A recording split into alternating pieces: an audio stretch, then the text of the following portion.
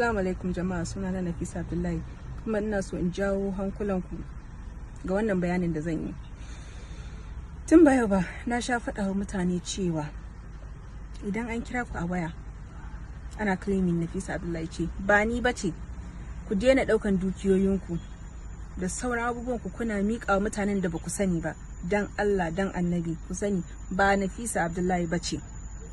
Akwai wani yaro sunan shi Yakubu Modibo a Jos yake. An sha kama shi ba so ɗaya ba ba so biyu ba. Iyayen shi su shiga maganan su ta bada hakuri kuma in yafe mishi, amma bai daina ba. Ko last 3 weeks an kama shi, ban san yaushe aka sake shi ba.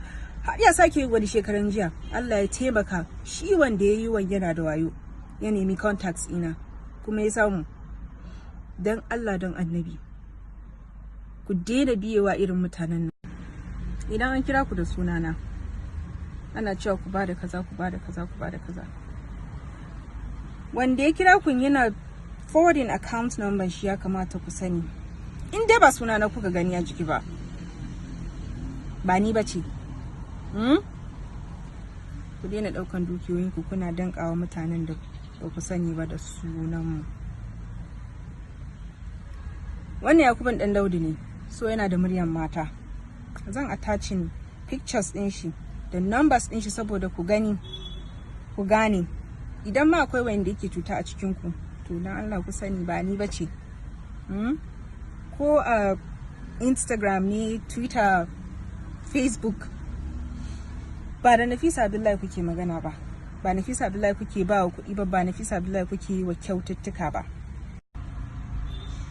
To jama'a, da fatan za ku kula, ku dinga taka tsantsan da irin waɗannan mutanen. Ba da Nafisat Abdullahi kuke waya ba. Wasu ma soyayya yana yi da sunana. Ba da Nafisat Abdullahi kuke soyayya ba. Wasu kuma har alƙawarin aure ya musu. Ba da Nafisat Abdullahi bace. Dan Daudu ne mai muryan mata. Zan tura muku da number shi saboda ku kula. I could stay like this, forever following you.